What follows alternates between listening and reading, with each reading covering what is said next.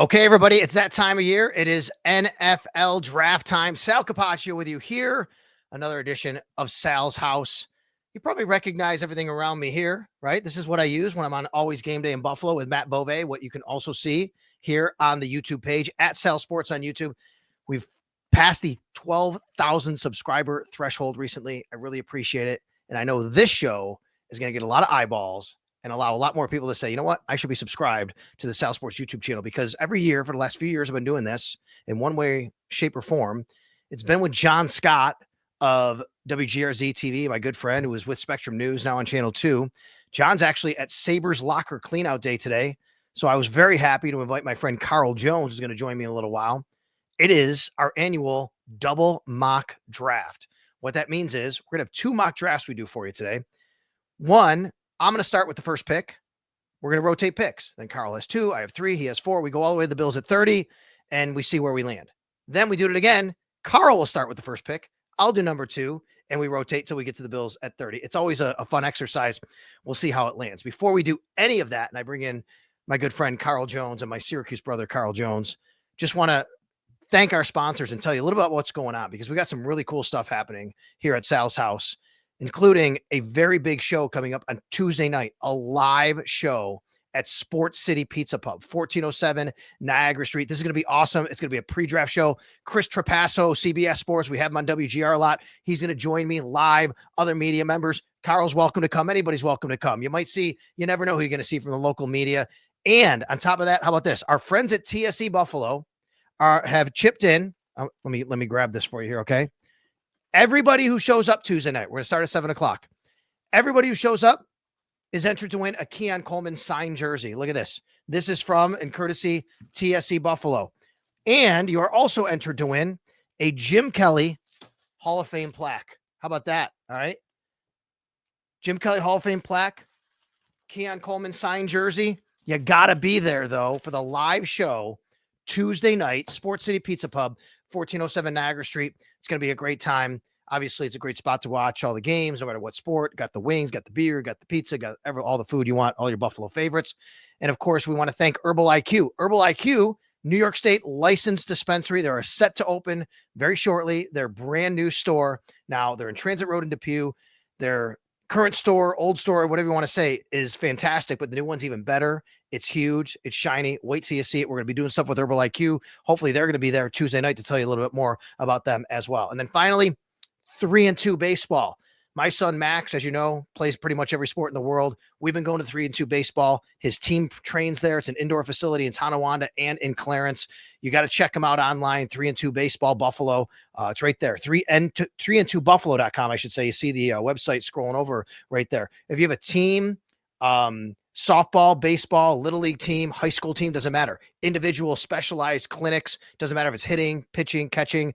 3-2 baseball, 3and2buffalo.com is a great spot. All right, so let me welcome in my man from Syracuse University, former Syracuse Orange defensive back, now WIVB-TV, Channel 4, Carl Jones, onto Sal's House right now. What's up, brother? How are you? I wore this for you today. Hey, listen, I got the helmet right in the back for you as well with the little flag. You can't really see it, but man, I appreciate you. Thank you for having me on, man, and thinking of me. We're getting to that time of year. I'm excited for sure. Okay, a couple things about this Syracuse. So I'm wearing this shirt. I don't think you played in this game, right? This is the Pinstripe Bowl, I think, from 2019. You would have been gone. This is like 3 years ago. You're already out, obviously. Yeah. No, I wasn't. I played at Yankee Stadium. Yeah. But it was for the Notre Dame game, not a bowl game. Oh, okay. But and then I was looking. They played in the Pinstripe Bowl in 2012. Then they went back again, back in 2022, I should say, not 19. So just a couple of years ago. But that's where I got this shirt from. Somehow I'm looking. I will tell you, though, you can tell I haven't worn it. There's creases in it. It was in my closet all folded up. And I'm like, wait a minute, I haven't worn this Syracuse shirt in years. But here's the thing. Now, you got that helmet back there, right? Okay, can you show that helmet? Bring that helmet. Can you grab it? Let me see the inside, the outside, everything. Yeah, so this is my game-worn helmet. Wow. Yeah, so I got nice little padding up in there. Nice, all good stuff. You know, I'll strap them up if you need me to, Sal. Let's go. Okay. I'll run through a wall now listen, for you. This is how old I am. This would have been a helmet I would have worn.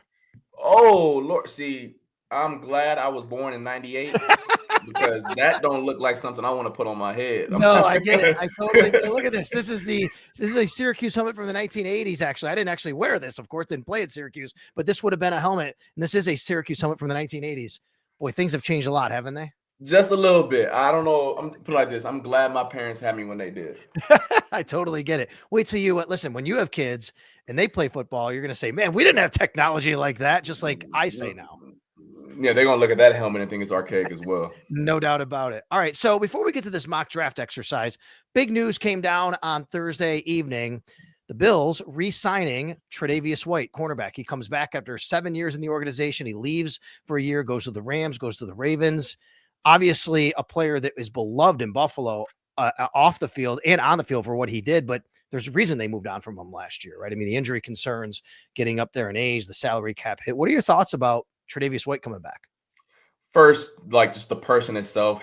I wasn't here in Buffalo during his heyday. I was still in college at SU during the time, but I know that he was beloved here, fan favorite, in the locker room as well as in the community. So even just having a guy like that back in Western New York is always a positive thing. In terms of the on the field product, one, I think having a veteran like that in the building would be helpful for whatever rookie young player comes through to learn some tricks of playing cornerback, how to be a professional. I know Trey White conducted himself in that manner when he was in Western New York. And in terms of his play, we'll see. I know the last time he was here, and quite frankly, last year as well, he didn't look like Trey White, but that's probably to be expected. Just 1 year removed from back-to-back years of significant injuries to his lower extremities. I know that the $6.8 million has some people like feeling some type of way, but as you know better than most, that up to is doing a lot of the heavy lifting here. So I think once we get the real details of that contract, we'll have a better understanding of how the Bills truly view Trey White in 2025.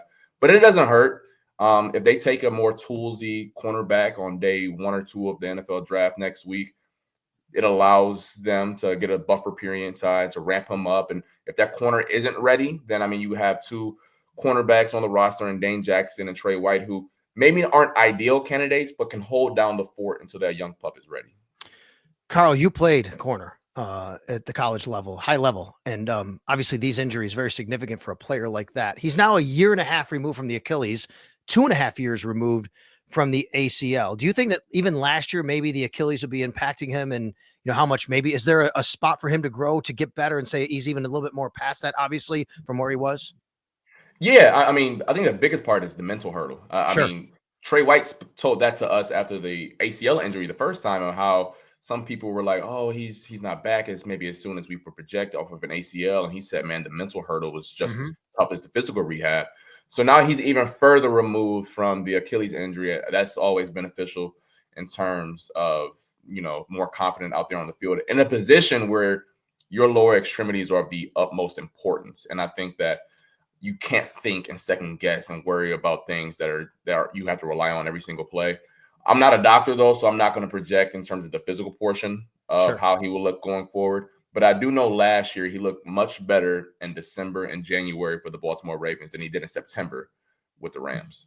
All right, and last couple things here on Tredavius White. First of all, let me say, Carl's right about, the money. We'll see where it falls, because I'm not expecting a $6.8 million salary cap hit. My guess is they'll give him incentives that don't count this year, but will be able to be reached, and that'll get pushed into next year. So he'll have a lower cap hit this year, but they are still responsible for over $4 million for the post-June 1 cut of a year ago, and that's going to be in addition to anything. Do you think, Carl, as we get to this mock draft, does this change the Bills' draft strategy in any way over the first couple of days, picks in rounds 1 and 2?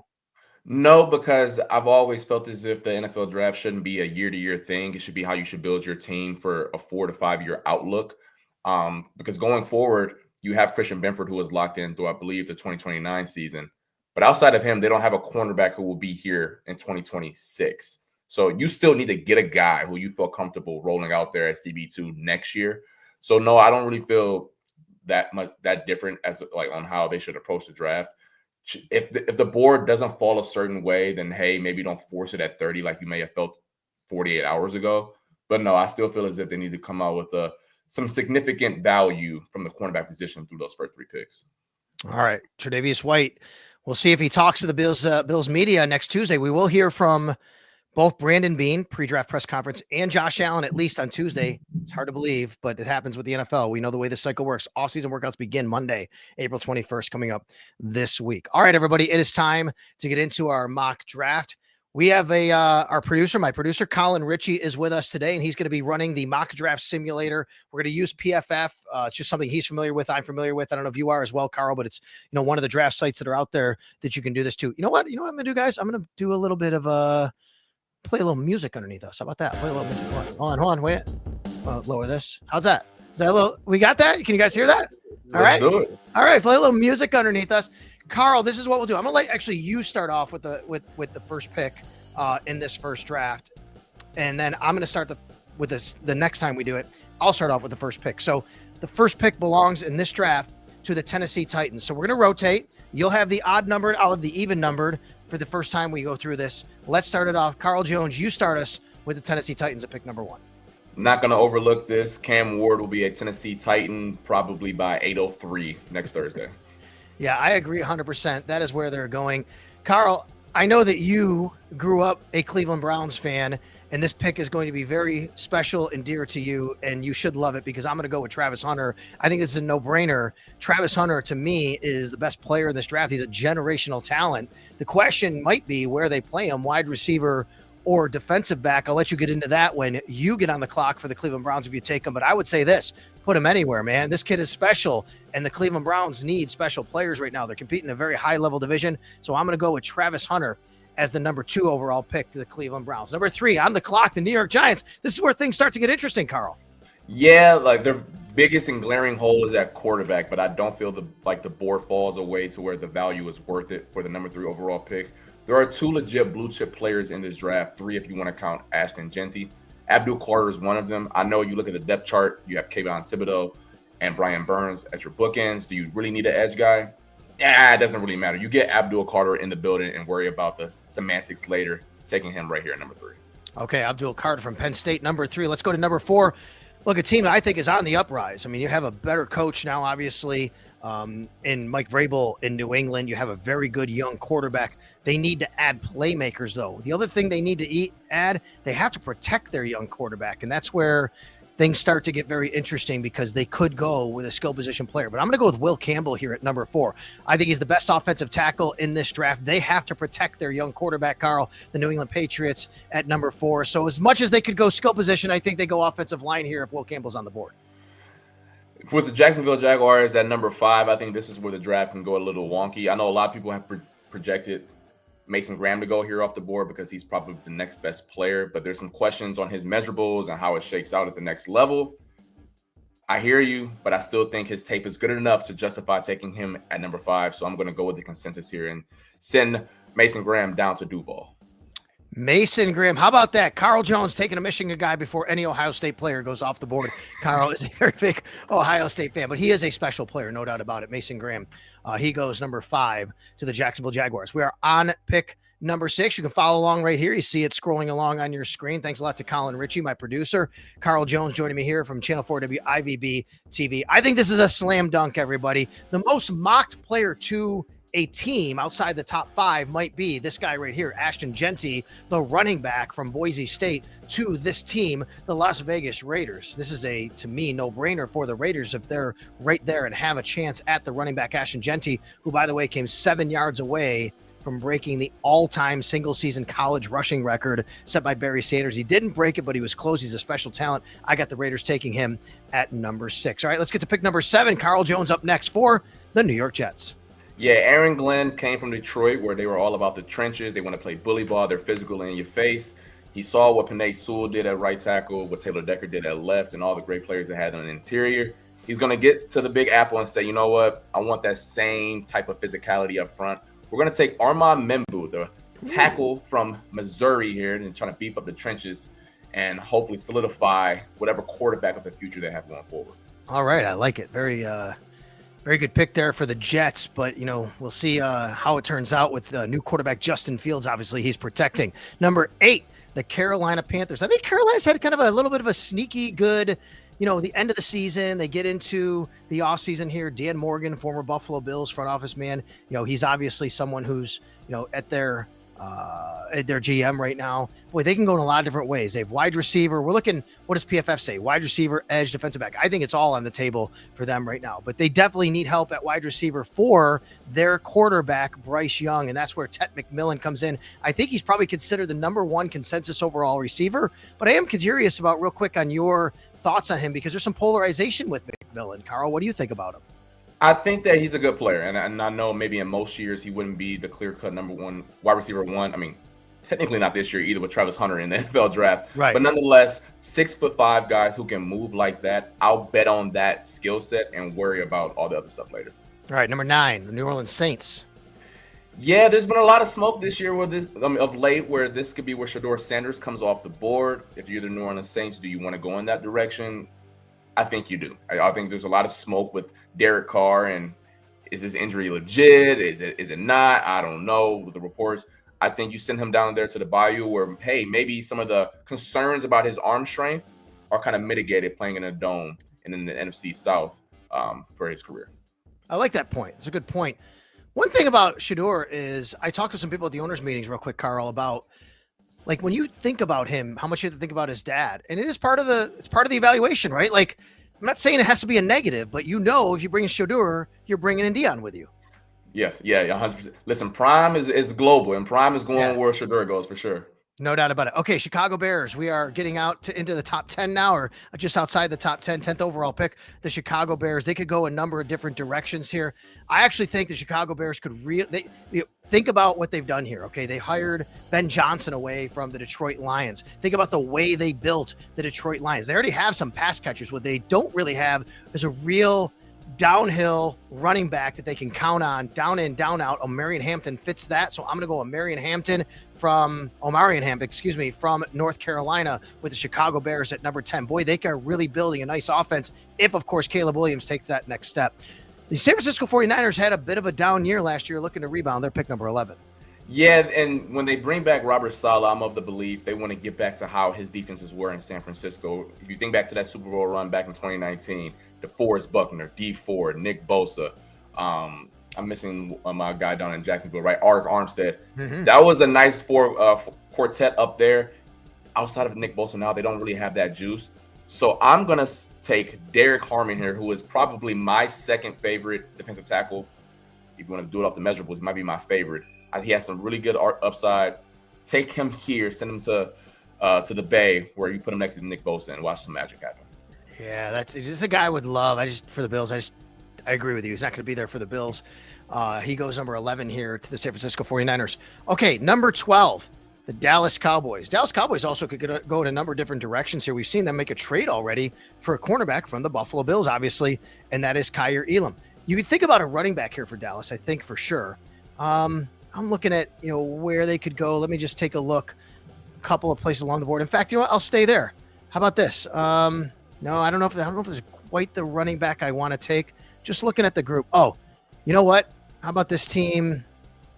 How about this team helping out still on the offensive line?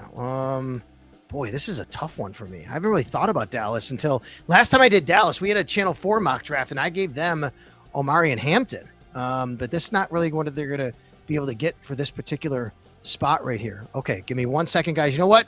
I'm going to go Walter Nolan. That's right. Walter Nolan, defensive lineman, Ole Miss. They could use some help on the defensive line. They have some playmakers on the offensive side. They've been very bad against the run last couple of years. Remember what James Cook did against them a couple of years ago in Buffalo? I think Walter Nolan, a guy, plays down south. They're probably familiar with him. They've seen him there. I think that fits right there for the Dallas Cowboys. Sorry that one took so long, but boy, I think Dallas could go in a number of different directions. Same thing with the Miami Dolphins. Who do you got for them at 13? Yeah, on our mock draft on WIVB last night, I put Kelvin Banks here.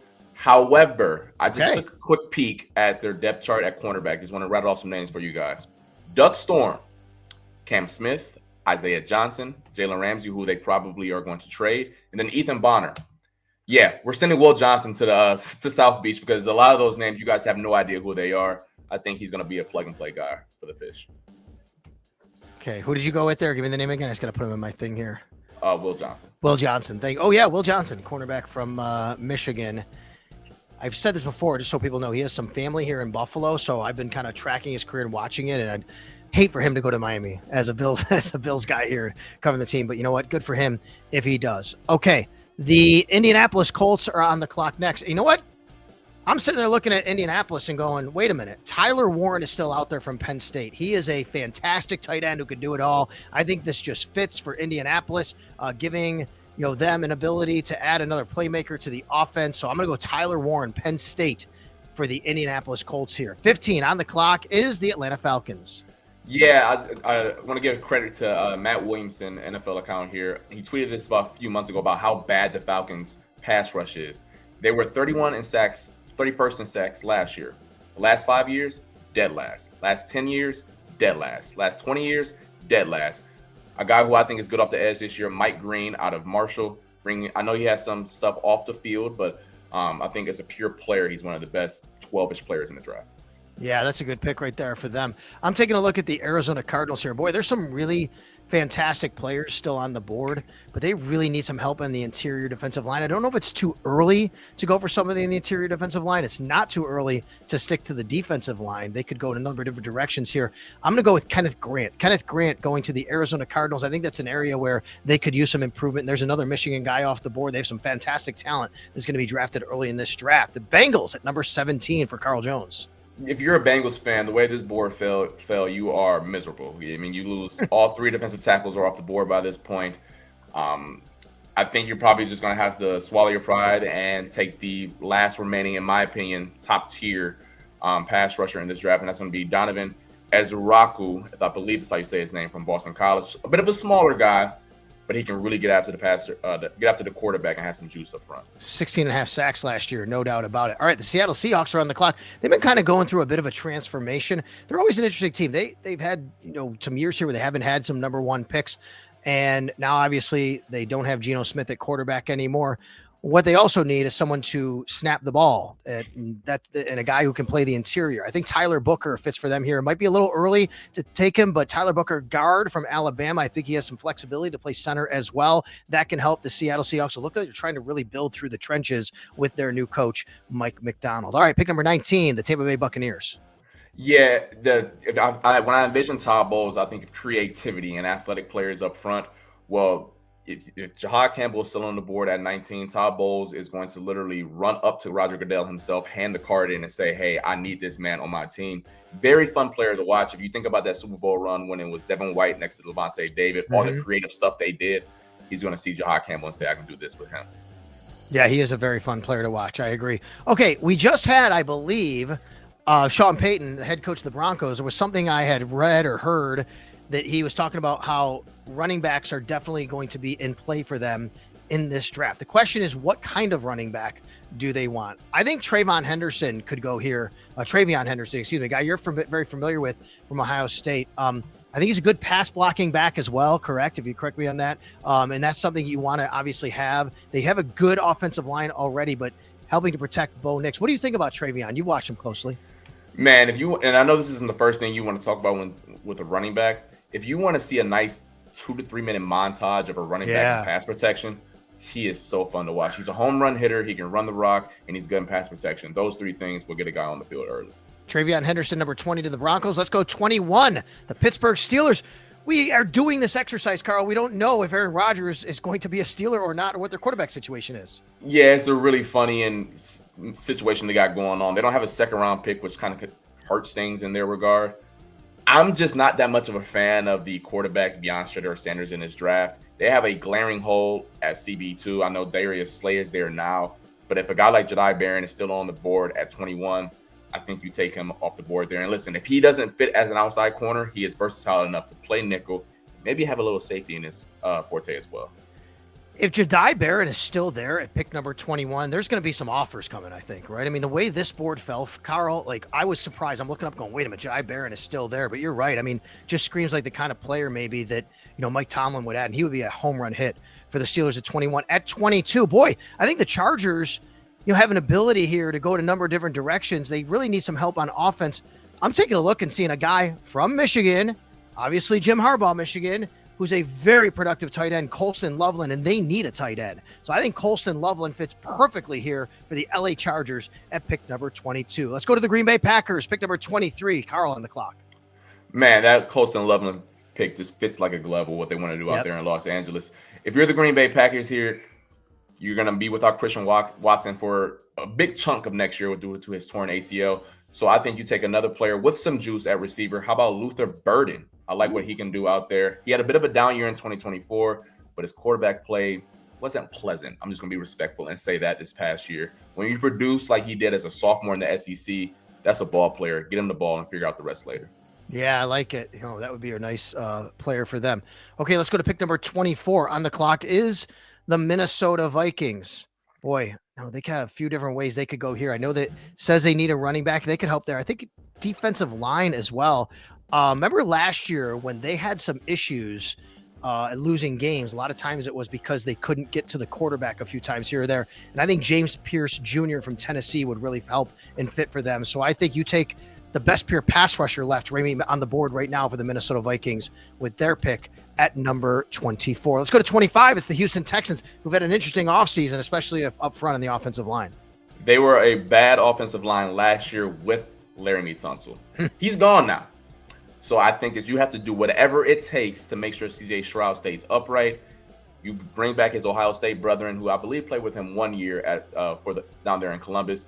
Josh Simmons, who was coming off a severe knee injury last year. They have some depth. I believe they signed Cam Robinson to hold down the fort for just a little bit until Josh Simmons is healthy. Take him right here at 25. Okay, now we have the Rams. I mean, the Rams are actually picking in the first round, everybody. Rams don't usually pick in the first round. They like to trade a lot of those picks, but here they are sitting in the first round. They've done a really good job over the last several years of, basically getting guys in the second, third round, later in the draft. Jared Verse, obviously, really nice player for the LA Rams. They could go a number of different directions here. So, take a look at what the corner situation I think they could use there. How about Trey Amos? Trey Amos looks like a guy that could fit for them here. Cornerback from Ole Miss. They could definitely use some help on the defensive side. Remember what happened with the Buffalo Bills last year when they came there scoring over 40 points. There were just some times where I thought that the Rams couldn't get off the field the way they wanted to. Trey Amos will help them do that. Number 26. Let's go to 27 and the Baltimore Ravens. Yeah, this player just screams Baltimore Ravens when you think of just tools and just figure out the rest later. I know Jalen Walker has been projected to go in the top 10. I don't know if that will happen next Thursday night. But if he's here on the board at 27, I think John Harbaugh is going to be licking his chops about the type of prospect he's getting and bringing to Baltimore. Yeah, that is a linebacker from Georgia. And look, we've seen these guys from Georgia translate to the NFL, obviously, over the last several years, especially with the Eagles. They've done a great job there. The Detroit Lions, who've lost pretty much all their coaching staff except for their head coach, are on the board next at number 28. They could go a number of different directions here. They definitely need some help up front. They need some help on the defensive line as well. And even at wide receiver, a bit of a sneaky need. There's some different guys out there that they could use. Let me take a look at what is available here for them. Boy, interior offensive line is somewhere. I don't see Dan Campbell necessarily going that route, but I could see him going towards the defensive side. And what do we have at edge? Don't really love the options right there. You know what? Here's a guy that hasn't been taken yet. They could add to the wide receivers. I do see it happening if Matthew Golden's available. Matthew Golden at 28 seems like it's kind of a very big bargain for me, even though they already have some offensive talent. Obviously, that they can spread the ball around. I think Matthew Golden would be a pick that the Detroit Lions wouldn't shy away from. A team who, by the way, was panned a couple of years ago for drafting a running back and a middle linebacker early in the draft and wound up working out pretty well for them. That actually would be a great pick for them, considering that I believe Jameson Williams, has to get paid relatively soon. So this would be a nice succession plan to move off from him in the future. Going 29 down to the DMV for the Washington Commanders. They had a fantastic year with Jaden Daniels. But when you have a young pup, you need to protect him at all costs, no matter. There's not too many resources you can throw at that. Kelvin Banks Jr. started 3 years down in Austin for the University of Texas. Don't know if he's really a tackle or a guard. Just get him in the facility and figure out where he's best at later on. Okay. I'm at pick number 30 now, but what we'll do here is, based on the way the board has fallen, I'll give my opinion, you give your opinion, what you think the Bills would do if this is how it fell, Carl. So I'll start here since it's my pick. And look, I think a lot of people are going to look right there and say, oh my God, Malachi Starks, just take him. Emeka Egbuka, wide receiver, take him. I think those are two positions the Bills will address, safety and wide receiver. I don't think it's a position they're going to address this early. With pick number 30, I've been on this for quite a while. I'm going to stay on this and say, to me, the Bills are taking a defensive lineman at pick number 30. And I think it's more likely defensive tackle. And the guy that I look at here is the same guy I took on our Channel 4 mock draft last night. That is Tyleik Williams from your Ohio State Buckeyes, the Ohio State University. first of all, tell me about Tyreek Williams, and then tell me if you like that same pick or something else for the Bills. I like him a lot. He got hurt a little bit this year for the Buckeyes, but he's a 3-down guy, in my opinion, where he can stuff the run on first and second down and then show some promise to get after the pass rusher. Now, is his ceiling as high as a pass rusher as the guys who went before him? I don't believe so, but I think he showed enough promise. He's athletic enough as well. He tested relatively well for someone his size. If the Bills shows him here at 30, I think it shows enough promise to say, hey, in the future, Tyreek can get after the quarterback and be a guy who can play on all 3 downs, not just on first and second. Yeah, one of the knocks is he doesn't have long enough arms.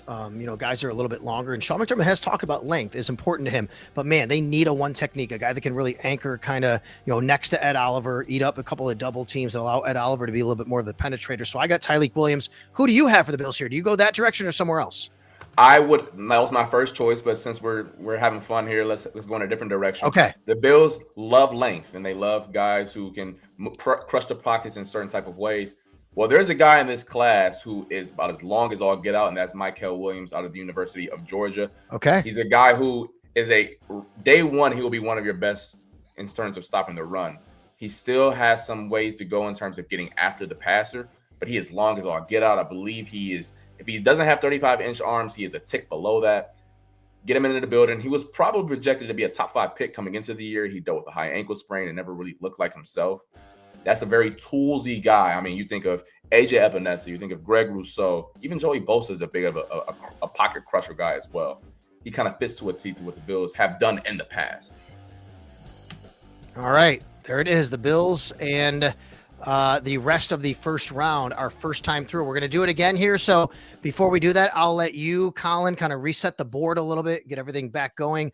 And I'll remind everybody about our sponsors. Once again, join us Tuesday night, Sports City Pizza Pub, 1407 Niagara Street. Come on out. We're going to be doing a live Sal's House. I got Chris Trapasso from CBS Sports. I got the invite out there. Any other media member wants to come by, join us. We're going to have some good time. And all of you out there, and anybody who shows up, you got a chance to win this Keon Coleman signed jersey. That's right. Also, a Jim Kelly Hall of Fame plaque. And all of this is brought to you by our friends at TSE and TSEbuffalo.com. Been working with them for quite a while. It is your place for memorabilia. It's your place for all your signings, public, private signings. In fact, let me give you this. TSE Buffalo's got something else cool coming up. They just texted me a little while ago to let me know. Sal, don't forget, tell everybody what's going on at TSE Buffalo. How about this?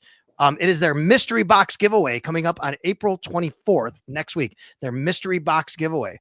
All right. The James Cook flipping the end zone picture, a Dalton Kincaid, Keon Coleman, Thurman Thomas. There's all these different mystery pictures, special discount codes, giveaways for viewers, everything going on. TSEbuffalo.com. Check them out right there. They're going to be there on Tuesday night.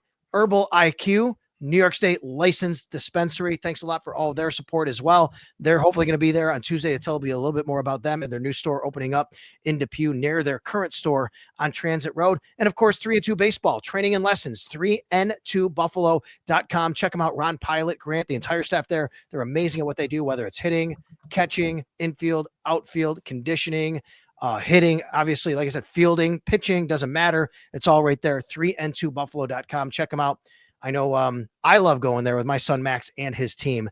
You'll love it too. Okay, let's start another round of mock drafting here for the 2025 NFL draft. You started with the first pick overall last time. I'm going to start with the first pick overall this time. And of course, it is once again the Tennessee Titans on the board. Let me get that music going. Here we go.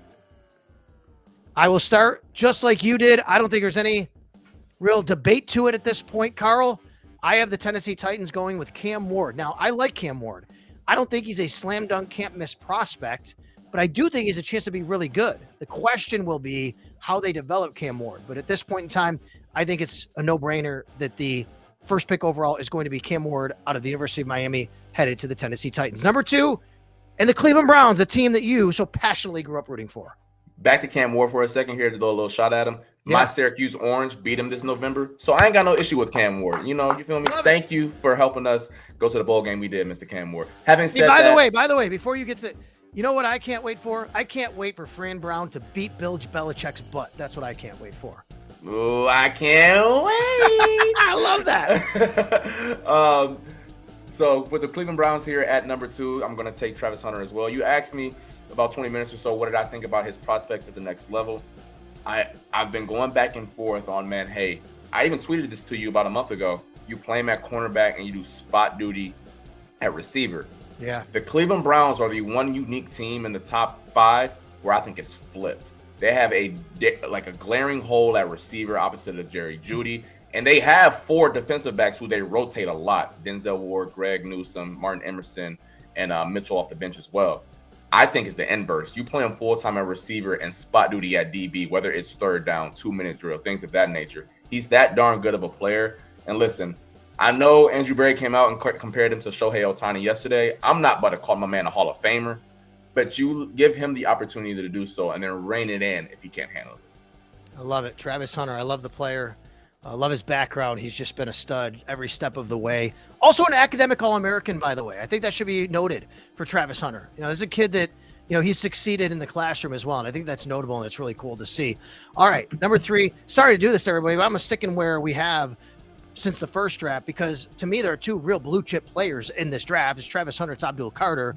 It doesn't matter about the foot issue. It seems like that's going to be a non-issue. I don't think the Giants are going to draft a quarterback. Maybe in, you know, the 2nd or 3rd round or in day number 3, but not here. Abdul Carter's too good to pass up. I have the Giants taking him at number 3. All right, this is where it might get interesting. Let's see what Carl has the New England Patriots doing at number 4.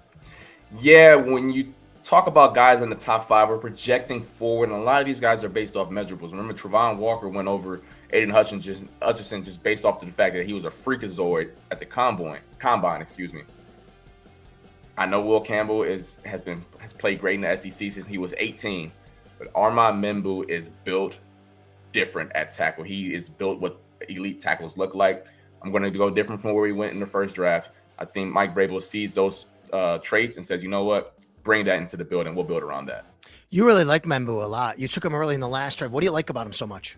He's long, and I think that traits. I'm a big guy on offensive linemen with traits, and especially when. And this is not a knock on Will Campbell because he played in the SEC, and boy, Brian Kelly left him on an island. Like they dropped back to pass without play action pass more than anyone else in the country. I just don't know if I trust the shorter-ish wingspan against the elite guys in the NFL to hold up and protect Drake May for a decade plus. Okay, the Jacksonville Jaguars are on the clock with me at pick number 5. Now, you see on your screen there, PFF says wide receiver is one of their big needs. And you think about it, I mean, they have Liam Cohen coming from, Tampa Bay. They signed Gabe Davis last year. They went out and they signed, obviously, and drafted Brian Thomas. So I don't know if they want to go and spend assets right there. What they do need to do is help out on defense. And I think Mason Graham might be the best overall pure defensive interior lineman in this draft. So I'm going to go Mason Graham, number 5, to the Jacksonville Jaguars, who are overhauling, I should say, a lot of what they're doing. Let's go to pick number 6 in the Las Vegas Raiders with Carl.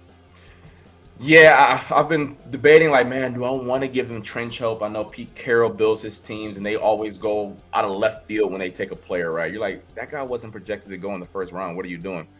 Ashton Genty staring you in the face right here. You got Brock Bowers and not much else in terms of juice on that offensive side of the ball. I mean, Geno Smith is a solid player. You keep Ashton Genty on the West Coast and build something nice out there. Yeah, I agree with you. Again, 2 guys here to take Ashton Genty. As I said, I think he's one of the most mocked guys to a specific team outside the top 5 than anybody I've seen. For the Jets, a player that if he's there, I'm taking him. And he is in this draft for me.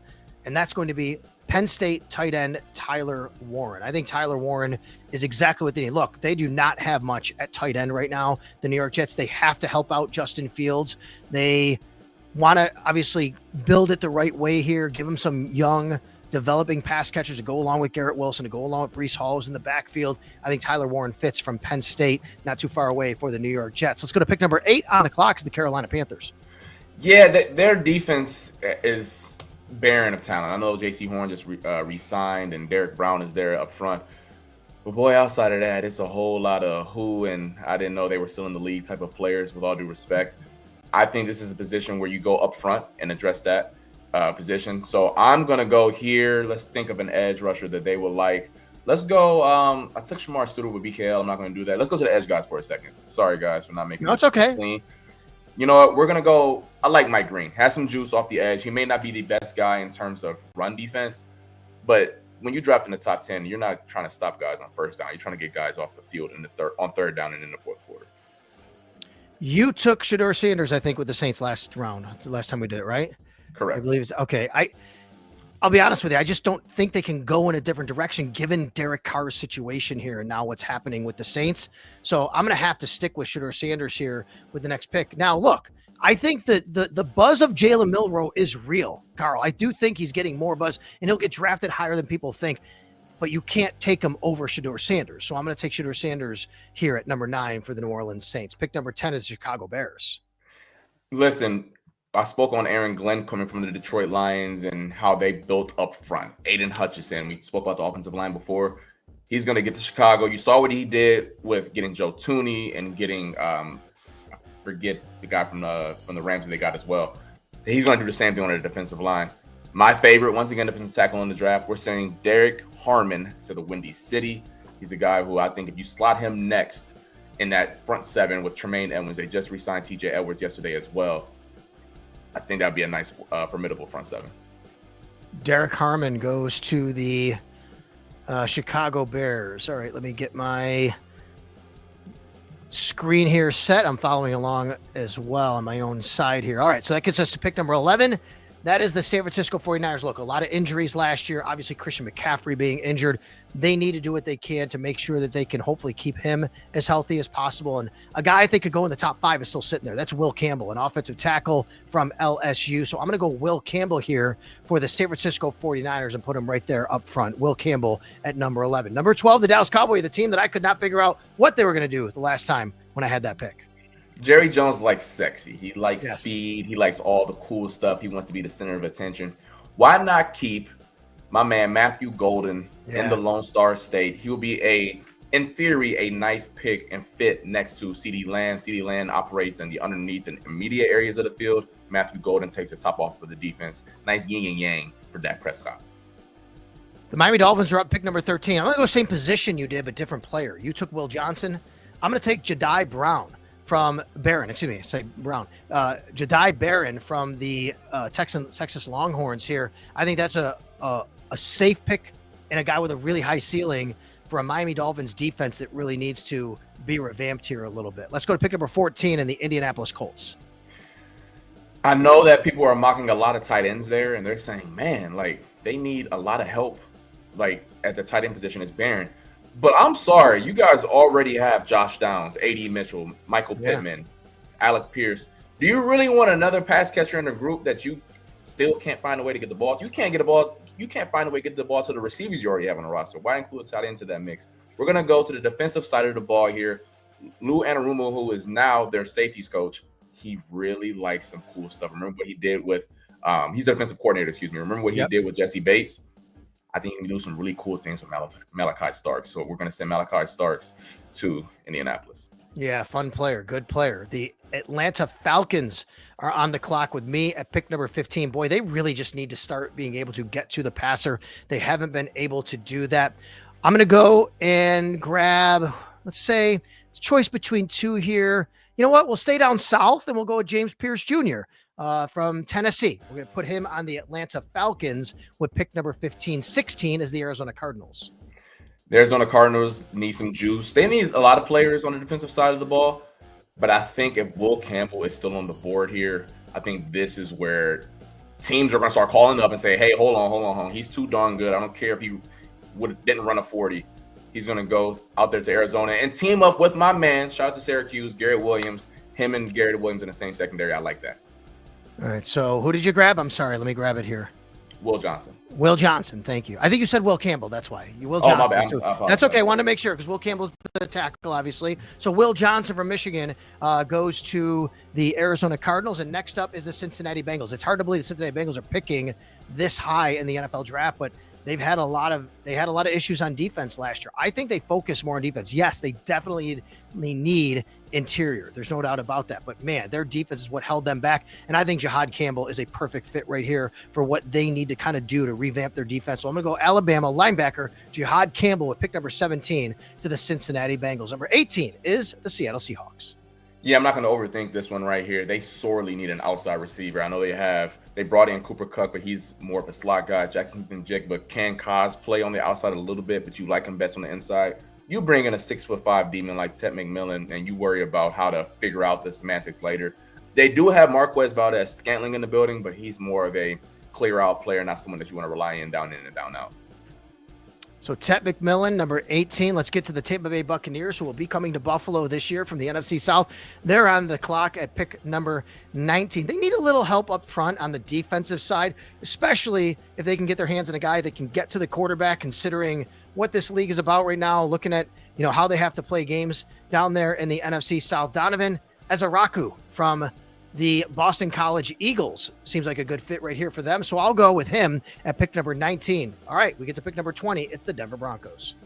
Before we go any further, I think this is the spot right here where if you're a Bills fan and Kenneth Grant is still on the board, and the Bills, if they like him a lot, if they like him, this is where you make the call, because the Broncos are set at least in 2025 up front.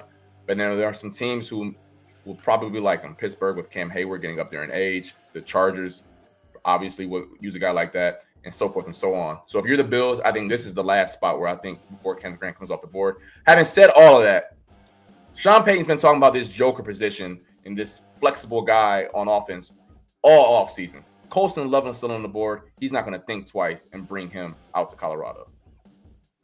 Colston Loveland from Michigan goes to the Denver Broncos. All right, pick number 21. We talked about this the first time around. We don't know what Aaron Rodgers is going to do. I'm going to assume that he's going to play quarterback for the Pittsburgh Steelers. But even then, if he decides to do something else, I don't think the Steelers are going to go quarterback here, particularly the way the board has fallen. They can do a number of things. They could go running back here. There are still some really good running backs on the board. But folks, we're talking about Mike Tomlin. We're talking about, the defensive side of the ball and how he's really, made his made his living as an NFL coach throughout, with having really fantastic players at different levels at different times. The next fantastic player, maybe a guy I don't think we drafted in the first round, but here I like him, Nick Emawari, safety from South Carolina. And I will remember and remind everybody, this is the same team that took Terrell Edmonds as a safety in the first round with Mike Tomlin years ago as a bit of a surprise, Carl. So I'm going to go with Emawari as the pick for the Pittsburgh Steelers at pick number 21. Okay, I'm about to throw a little sauce in this, guys. Going a little sauce in this. Usually when prospects rise 2 weeks before the draft, that is a lot of smoke, and that is an alarm bells go off that this is for real. This is the real deal. Mason Taylor has shot up the mock drafts and all of the analysts' boards over the past month or so. I know it looks like he's 76 here. Daniel Jeremiah actually, I believe, had a conference call this morning, and he actually said, do not be surprised if this guy goes within the first 32 picks. They badly need some help on offense. He's a complete tight end. I think Jim Harbaugh is going to be enamored by Mason Taylor and bring him to. All right. I love it. I love the curveball. I love it. All right. You said it last time. We don't know what Christian Watson, with his situation, what's happening at wide receiver. Look, the Green Bay Packers did a good job of getting some young wide receivers over the last couple of years. They're now starting to get to the point where you're going to have to pay some guys here, or you're seeing some injuries happen here. But I think they really like what they've been building there, and they can add to it with Luther Burden as the pick number 23 going from Missouri to the Green Bay Packers. Luther Burden, wide receiver. 24 is the Vikings. Yeah, Brian Flores does a lot of funky things on defense. Yeah, he's my favorite defensive coordinator to watch, just based off of the fact that Harrison Smith can line up in the A-gap one play, and he's 75 yards off the ball the next. But in order to do that, you need some big boys up front to create havoc. Kenneth Grant still on the board here. I think he's a player who can eventually turn into a 3-down player to allow Brian Flores to do some creative things on the back end. So bring me Kenneth Grant to Minnesota. All right, the Houston Texans are on the clock. They, as you said, rightfully, they had a bad offensive line, and then they wound up trading maybe their best offensive lineman from a year ago. So that's definitely an area they could be looking. They've been trying to overhaul their offensive line, and I think Kelvin Banks Jr. is a guy that could fit right in to be able to do that. This is a team that has a very good young quarterback who didn't take the next step last year, and I think a lot of it was because they just could not protect him. Kelvin Banks Jr. from Texas, offensive tackle to Houston at 25. 26 is the Rams. Yeah, so this is also a team where maybe a quarterback comes off the board where, like, hey, they want to go for the future. They want to pivot. I don't know if this is a position for that they can do that. However, they did have some issues up front in terms of injuries last year. So if you take a guy like Josh Simmons here, you say, hey, this is a red shirt year for you. You get in the building, get healthy, and then we can pivot going forward, whoever we move on from next year. So Josh Simmons, excuse me, to the Los Angeles Rams. Josh Simmons to the Rams. That gets us to pick number 27, the Baltimore Ravens. When I think about the Baltimore Ravens, and we saw this happen when the Bills played down there, sometimes you think about guys and get in your face. It can really kind of disrupt you a little bit. And they needed a second corner last year because it was very inconsistent play. Trey Amos could fit for the Baltimore Ravens here. So I think Trey Amos at number 27 is a type of pick that could kind of fit the way the board has fallen. I'm going to go with him for the Baltimore Ravens at 27. 28 is the Detroit Lions. I am so close to sending Emeka Egbuka up to Detroit because I think that he would fit exactly how they like to play. He's physical. He'll block. It's a little too similar, though, to Amon-Ra St. Brown. So we're going to help fortify up front, especially in the interior. We're going to send my boy Greg Zabel from North Dakota State up to the Motor City. Greg Zabel at number 28. All right, this is the pick before the Buffalo Bills. So the Bills are sitting there at 30 and watching the board fall the way it has. This is pick number 29. It is the Washington Commanders. They could go in a lot of different directions. We saw what Jaden Daniels did, obviously, last year. I'm seeing running back as one of the needs. You know what? Running back, this is a very good running back class. Let me just check on. Oh, well, there he is. Omarion Hampton is sitting right there. I'm going to go Omarion Hampton to the Washington Commanders with pick number 29 as they get the consensus second best running back, I think, in this draft at a good value at number 29 to help out their exceptional young quarterback to take a little bit even more off him. You now have first choice at the Bills, pick number 30, Carl Jones. Yeah, this is not ideal for how the board fell. I know a lot of Bills fans are going to see Emeka Egbuka and be like, "Oh, receiver, please, please." But you and I have talked about this on here and off camera as well. I just don't see where the value matches up for a receiver on day one of the draft. Walter Nolan is staring you right in the face, but he looks like he's too repetitive. His skill set to what Ed Oliver brings to the table. Ooh, it's tough. It's really tough because Jalen Walker is not the ideal edge player that they will prefer. You know, he's smaller. I know believe he's 6'1", 240. They haven't had a player like that. But they haven't had a player like that. It's an opportunity to bring juice to the table. If he pops, he's a player who can – I've seen comparisons to Frankie Louvu. For those who don't know, he's like a quasi-edge backer, right, that plays for the Washington Commanders, who has some nice pop off the edge. If Jalen Walker hits and becomes a player, I think he'd be something that can really help out the Bills' defensive front. He's not what they usually go for. He's not really what they look for. No, but I like it. But he's a much different player that they haven't had, so why not add some juice up front? Yeah, and I think a lot of people be looking at Walter Nolan there. I'm not sure he's quite the guy and the fit that they want at this particular spot. Like, he's a very productive player. I think he could be that guy. But the way this has fallen, I've been pretty much on the defensive tackle train, but now I'm looking at edge because I think that might be where the value might come in right here. So it's between a couple guys here. Where do I want to go? You know what? I think Shamar Stewart could be a pick here. I'm going to go with Shamar Stewart from Texas A&M. You know, it's a guy actually that early in the draft process, Carl, a lot of people linked to the Bills.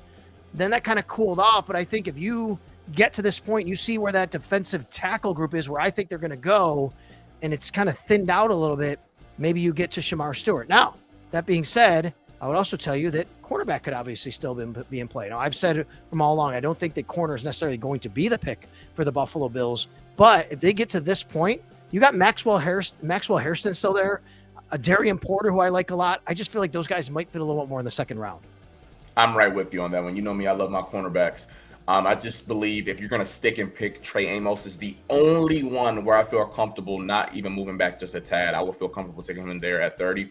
I will say this about the Shamar Stewart pick. You're spot on. That's in terms of like the body type that they look for. Yeah. I mentioned it earlier with Mykel Williams. The ideal long guy who's toolsy, that is who Shamar Stewart is. And he's probably the most polarizing player in the process because with all those tools, there's been very little production. But boy, you know, coaches have egos and think they can be the guy who saves a player. And I can see the Bills saying, yeah, we can be the guy who makes this player something special. I just said a minute ago, I was debating between two guys. It was Stewart and it was Williams. If you had the choice, would you take Williams because of what you just said? Tyleek Williams? Yeah. Mykel Williams. Yeah. I would probably, man, this is a tough situation to be in. I would probably lean Michael Williams because there is more proof of concept in terms of actually performing and getting after the quarterback. But I'm not going to fault anyone for believing Shamar Stewart can do it, because in terms of measurables and traits are probably in terms of positions, traits is probably at the top of the list, which is what is important for edge guys. But boy, 4 sacks in 3 seasons is very, very scary. Very scary. All right, Carl. Well, listen, that was really fun, man. Thank you so much. I really appreciate you joining me here today at Sal's house. And of course, next week's going to be ramping up with the NFL draft. We got our stuff going on at BKL, Buffalo Kickoff Live, Channel 4, out in News 8 in Rochester. Why don't you tell everybody about all the things that we're doing, everything that you're doing? Yeah, for sure. So speaking on the BKL stuff, next Wednesday we'll be airing a half-hour draft show. You, myself, and along with Josh Reed, Thad Brown, Matt Perino, Tim Graham, just all giving our thoughts on the upcoming draft. Then we'll recap it all on Sunday for you guys to see later that night on Sunday, excuse me. And then for myself, I'm going to start pumping out some content in terms of the cornerbacks. Like Sal mentioned earlier, I play corner. I'm so glad the Bills need a corner, selfishly, because it makes my job fun, just being able to look at these guys from the lens that I was never good enough to make it there. But over the weekend, I'll be giving out some tiers and where I rank these guys. Wink, wink. Trey Amos is my ideal guy for who will be here in Buffalo, like many other content creators have said as well. But over the days, I'll be showing you some plays and why I think these certain guys would fit in Buffalo and why they wouldn't as well.